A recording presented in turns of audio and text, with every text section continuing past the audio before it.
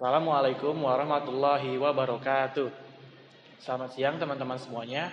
Nah, pada hari ini kita dari kelompok 1 akan membahas mengenai materi keragaman dalam organisasi, yaitu terkait mata kuliah perilaku organisasional. Nah, apa sih tujuan pembelajaran pada materi yang akan kita bahas?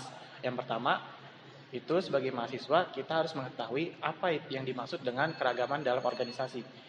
Nah, yang kedua, sebagai mahasiswa kita harus mengetahui apa karakteristik biografis di dalam suatu organisasional. Nah, yang pertama kita akan membahas tentang apa itu keragaman dalam organisasional.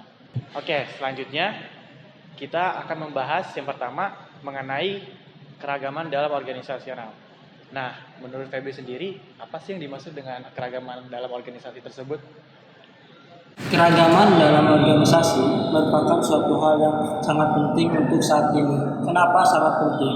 Karena dengan keragaman organisasi dapat memperoleh berbagai pandangan, kemampuan, dan berbagai hal untuk mengatasi permasalahan organisasi atau perusahaan, dan dapat juga meningkatkan efektivitas perusahaan. Manfaat dari keragaman organisasi ini juga salah satunya yaitu yang pertama akses pasar, yang kedua transformasi bisnis dalam skala besar, yang ketiga pelayanan konsumen utama kualitas prima, keempat pemberdayaan tempat kerja, kelima kualitas total atau total quality, keenam sumber-sumber rekanan atau partnership, ketujuh atau yang terakhir keberlanjutan proses belajar. Jadi yang dimaksud dengan keragaman dalam organisasional itu seperti itu ya. Oke, selanjutnya kita akan membahas mengenai karakteristik keragaman biografis di dalam organisasional. Menurut Maria, ada apa aja sih yang termasuk dalam keragaman biografis di dalam organisasional itu? Karakteristik biografis organisasi terdiri dari umur, jenis kelamin, ras dan etnis, disabilitas, masa kerja, agama, orientasi seksual dan identitas gender, dan juga identitas budaya. Jadi seperti itu. Lalu apa sih hubungannya karakter biografis di umur dan di jenis kelamin dalam suatu organisasional itu? Dalam organisasi, perbedaan usia juga dapat mempengaruhi seseorang untuk berkonsultasi dalam perihal permasalahan dalam organisasi, karena orang yang lebih tua memiliki banyak pengalaman dan kualitas terhadap pekerjaannya. Sedangkan dari perbedaan jenis kelamin juga mempengaruhi organisasi, karena menurut riset yang telah dilakukan terkait kinerja seseorang, sebuah organisasi biasanya mempercayai pria yang memimpin organisasi tersebut karena jiwa kepemimpinannya dibandingkan dengan perempuan. Tetapi perempuan lebih bersedia mematuhi wewenang dibandingkan pria yang lebih agresif mencapai sebuah kesuksesan. Selanjutnya itu ada ras dan etnis. Dalam hal ras dan etnis, ini sering terjadi diskriminasi antara ras dan etnis satu dengan yang lainnya. Nah, contohnya saja di Amerika Serikat itu kebanyakan riset yang dilakukan di sana menunjukkan bahwa ras dan etnis minoritas seperti ras Afrika Amerika itu sering melaporkan diskriminasi yang lebih tinggi di tempat kerjanya, yang mengakibatkan kinerja organisasi di tempat kerjanya menurun. Lalu itu ada disabilitas.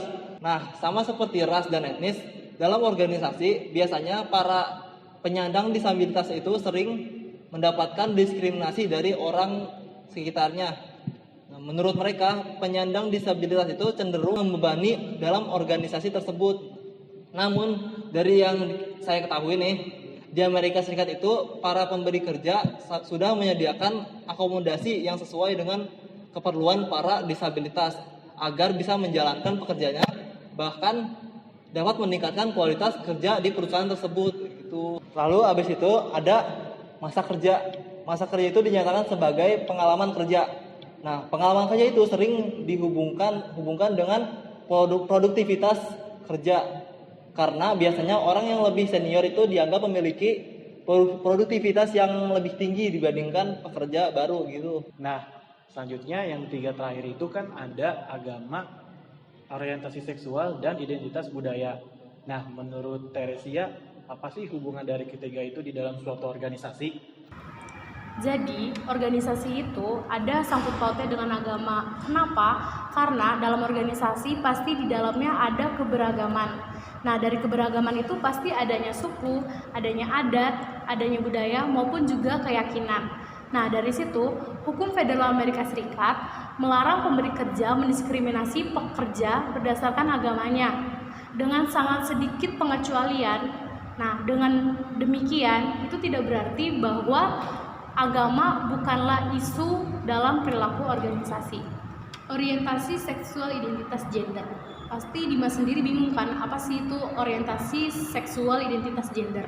Nah, hal ini tuh mengarah kepada emosional dalam diri seseorang, di mana ketika dalam organisasi, identitas gender itu paling menonjol karena kerjasama antara laki-laki dengan laki-laki dan perempuan dengan perempuan itu akan berbeda emosionalnya. Masing-masing sebaliknya, jika laki-laki dan perempuan itu dalam suatu organisasi pasti yang diutamakan adalah membuat pendekatan satu sama lain.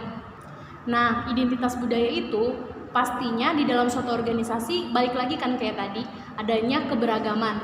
Nah, macam-macam budaya yang ada dalam satu organisasi pastinya satu sama lain perlu adanya pendekatan satu sama lain.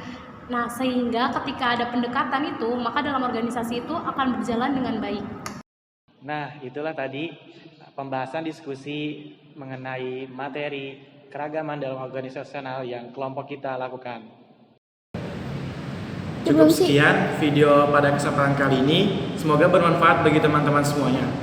Wassalamualaikum warahmatullahi wabarakatuh.